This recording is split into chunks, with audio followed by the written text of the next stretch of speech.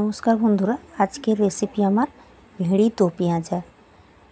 কড়াইতে তেল দিয়ে আমি অল্প নুন দিয়ে দিলাম যাতে তেলটা না ছিটকয়। আর ভেড়িগুলো এইভাবে আমি 3 টুকরো করে কেটেছিলাম ধুয়ে। তারপরে টমেটো একটা কুচি, আমি একটা গোটা পেঁয়াজ ছোট ছোট করে কুচি করেছি, আর একটা পেঁয়াজ খোল ছাড়িয়ে 4 টুকরো করে আমি রেখেছি, কাঁচা লঙ্কা কুচি। ভেড়িগুলো এইভাবে একটু নেড়ে নিয়ে একটু ঢাকা দিয়ে নেড়ে নিলাম। হালকা সিদ্ধ হয়ে গেছে, কিন্তু ভেড়িগুলো সবুজ রেখে নামাতে হবে, যেমন আমার কালারটা ফেড না হয়। ওই তেলে আমি হাফ চামচ জিরের গোটা জিরে, 3টে এলাচ, 2টো শুকনো লঙ্কা, তেজপাতা দিয়ে আমি পেঁয়াজ কুচিগুলো দিয়ে দিলাম। পেঁয়াজ কুচিটা আমার ভালো করে ভাজা হয়ে গেলে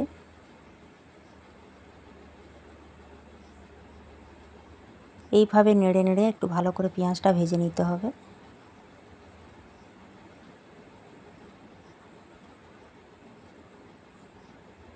তারপর আমি আদা রসুন বাটাটা দিয়ে দিলাম।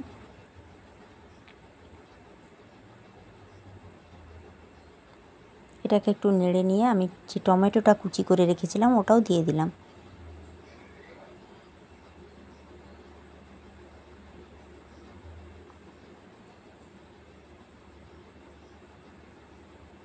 এক চামচ লঙ্কার গুঁড়ো আর 1 চামচ হলুদ গুঁড়ো দিয়ে ভালো করে নেড়ে নিয়ে, যাতে লঙ্কাটা না পুড়ে যায়, আমি বাটি ধোয়া একটু জল দিয়ে দিলাম।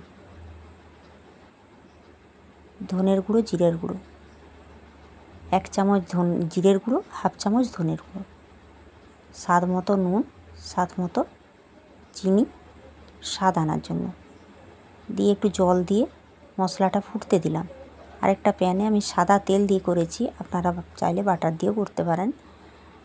যে খোল ছাড়িয়ে পেঁয়াজগুলো রেখেছিলাম, ওই পেঁয়াজগুলো একটু একটু কড়াতে নেড়ে নিয়ে টমেটো, হালকা নুন দিলাম, অল্প হলুদ, অল্প লঙ্কার গুঁড়ো, ভালো করে একটু ভেজে নিয়ে লঙ্কার কুচি দিয়ে দিলাম।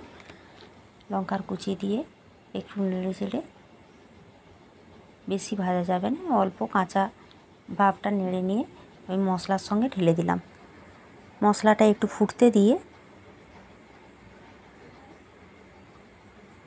আমার ভেজে রাখা ভেড়িগুলো আমি ঢেলে দিলাম। একটু নেড়ে নিয়ে আমার 1 মিনিট ঢাকা দিয়ে রেখে দিলাম। তারপরেই গরম মশলা দিয়ে নামিয়ে নিলাম। আমার রেডি ভেড়ির দো পেঁয়াজা।